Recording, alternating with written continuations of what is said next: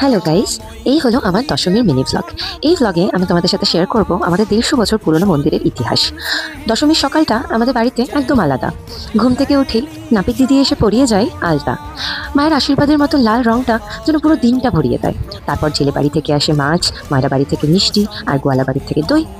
এই জিনিসগুলো ছাড়া পুরো দশমীটাই যেন অসম্পূর্ণ মনে হয়। আমি সব ক্লিপ নিতে পারিনি, কিন্তু এই আলতা পরানোর মোমেন্টটা আমার ফেভারিট, তাই ওটার একটা ছোট্ট স্ন্যাপ নেওয়া রয়েছে। তো চলো শুরু করি এবার আমাদের এই মন্দিরের গল্প। এই ঠাকুরটি আমার এক প্রতিবেশী দাদুর স্বপ্নে পাওয়া। আগে এই পুজোটি হতো খেজুরিয়া বলে একটি জায়গায়, যেখানে আমার ফ্যামিলিও থাকতেন। 1960 সালে ফারাক্কা ব্যারেজ হওয়ার পরিকল্পনা শুরু হলো।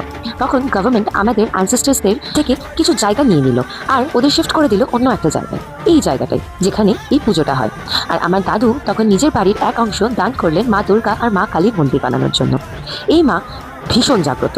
ষষ্ঠীর দিন মায়ের চক্ষুদান হয়, আর সপ্তমীর দিন সকালে মাকে বেদিতে তোলা হয়। বছরের